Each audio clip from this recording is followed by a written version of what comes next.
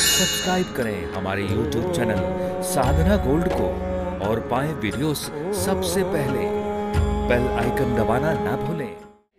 कि चक्रवर्ती सम्राट राजा दशरथ राम का राज्याभिषेक करना चाह रहे थे और ये प्राणी मात्र का कर्तव्य है कि राम का राज्याभिषेक हो जाए, हो नहीं पाया। क्यों? और वो चाह रहे थे कि जगह अयोध्या बने, लेकिन अयोध्या में राम का राज्याभिषेक नहीं हो पाया, बल्कि चित्रकूट में हुआ। क्यों? और तत्काल में राम का राज्याभिषेक नहीं हो पाया, 14 वर्ष के बाद हुआ। क्यों? लोग कहते हैं ना कि संकल्प बढ़िया रहेगा, भगवान की कृपा होगी तो काम पूरा हो जाएगा। संकल्प आपका बढ़िया होना चाहिए, ऐसा लोग कहते हैं। तो राजा दशरथ का संकल्प बढ़िया नहीं था। राम का राज्याभिषेक चाह रहे थे तो संकल्प ठीक नहीं है। क्यों नहीं हुआ?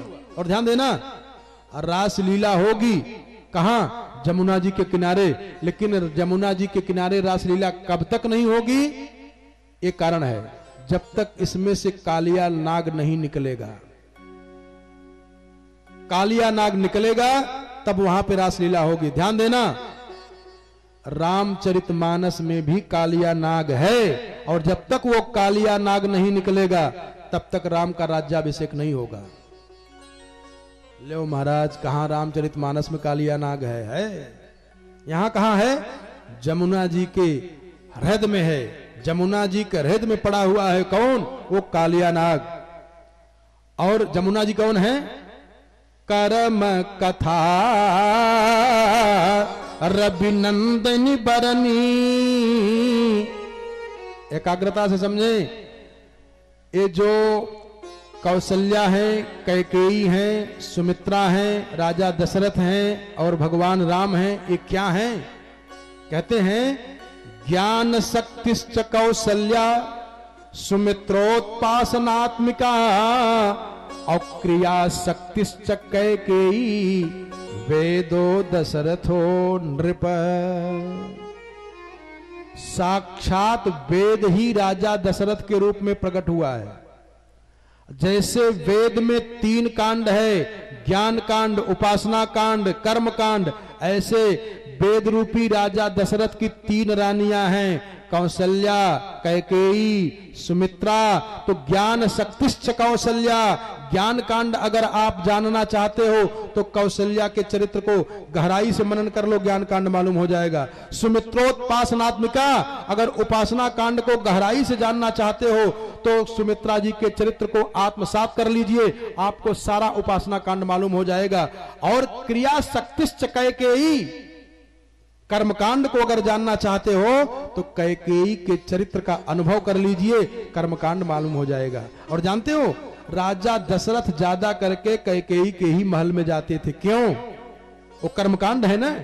कर्मकांड में 80,000 मंत्र है, उपासना कांड में 16,000 मंत्र है, ज्ञान कांड में 4 लाख मंत्र है। इसलिए कर्मकांड में मंत्र ज्यादा है, इसलिए वेद रूपी राजा दशरथ कर्मकांड रूपी कैकेयी के महल में बार बार ज्यादा जाते हैं। और कैकेयी कौन है? क्रिया। यहां क्या बताए? यहां वही क्रिया जमुना बनकर के आई है। कर्म कथा रविनंदिनी बरनी। जो सूर्य की लड़की है जमुना, वही है क्रिया। तो इस क्रिया रूपी जमुना जी में कालिया नाग रह रहा है, ध्यान देना।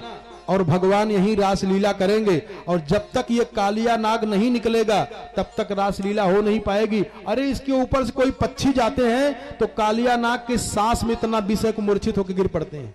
कोई गाय प्यासी है, पानी पी ली, मूर्छित हो जा रही है।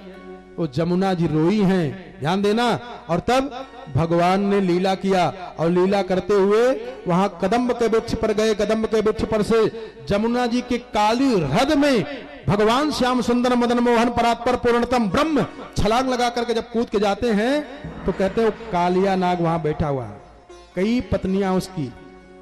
और वो देखो जरा ध्यान देना, सुखदेव जी महाराज कहते हैं कि भगवान उस कालिया नाग के फण पे जब नृत्य कर रहे हैं, एक कथा है,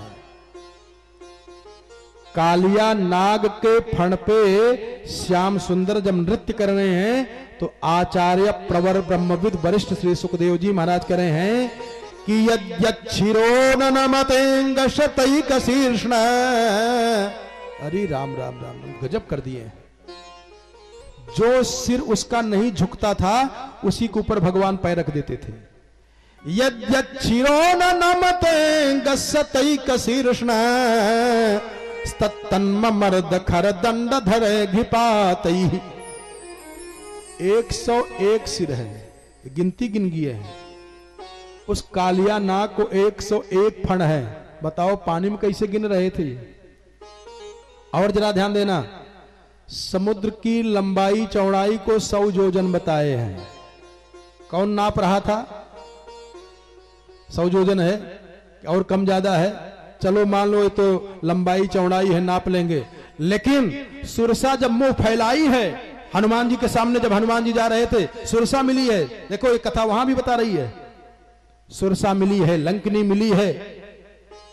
एक रहस्य इसमें, सुरसा जब मिली है हनुमान जी को, तो हनुमान जी के सामने मुंह फैलाई है। वो कैसा मुंह फैलाई जानते हो?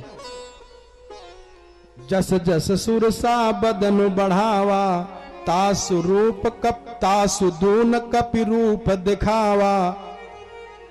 1 योजन हनुमान जी 2 योजन, फिर 8 योजन तो 16 योजन, वो 16 योजन तो 32 योजन। फिर लिखे 7 योजन पुनि आनन कीन्हा, और अति लघु रूप पवन सुत कीन्हा। 100 योजन मुंह फैलाई। कौन नापा होगा? 1 योजन लोग कहते हैं 400 कोस होता है, और कई लोग कहते हैं कि 1 कोस में 3 किलोमीटर अथवा 4 किलोमीटर, जो भी आप बना लें, 3 किलोमीटर अगर मानते हो तो 400 कोस का 1 योजन। 100 योजन का मुंह फैलाई है। वो इतना नीचे से लेकर ऊपर तक कैसे नापा? और ये कह दिए होते कि बहुत बड़ा मुंह फैलाई, पृथ्वी से लेकर आकाश तक फैला दी, तब भी बात समझ में आ जाती। लेकिन 100 गिनती रख दिए। 7 योजन, लंका की लंबाई चौड़ाई 100 योजन, समुद्र की लंबाई चौड़ाई 100 योजन। कहां से आया है? और यहां देखें, ये जो कालिया नाग है, कालिया नाग को 101 फण है। सुखदेव जी कहते हैं यद्यच्छिरोर नमतेंग शतैक शीर्ष्ण तत्तन ममर्द खर दंड धरो घृपातई क्षीणा युषो भ्रमत उल्बण मस्त तोस्रिंग नस्तो वमन परम कसमल माप नाग। 101 फण के ऊपर भगवान ने नृत्य किया। तब कहते हैं बरहा पीडम नटवर बपुः कर्णयो कर्णिकारम बिभ्रद्वासः कनक कपि संवैजयन्तीं च मालाम रंध्रान वेणो रधर सुधया पूरेन गोप वृंदैर वृंदारण्यम स्वपद रमणम प्राविशद गीत कीर्ति। ए नटवर बपुः है, 101 फण के ऊपर इन्होंने नृत्य किया है। और प्यारे ध्यान देना, कृष्णावतार में जमुना जी के अंतर हृदय से कालिया नाग को श्री कृष्ण भगवान निकाले हैं, तब रासलीला हुई है। और ध्यान देना, रामचरितमानस में कैकेयी रूपी रविनंदनी क्रिया रूपी कैकेयी के अंतःकरण में जो 101 फण वाला कालिया नाग है, उसको भरत भैया ने निकाला है। और 14 वर्ष लग गया उस कालिया नाग को निकालने में, इसलिए 14 वर्ष के बाद जब निकाले हैं तब भगवान का राज्याभिषेक हुआ है। रहस्य बहुत बड़ा है, इसलिए थोड़ा यहां संक्षेप करके चलना है।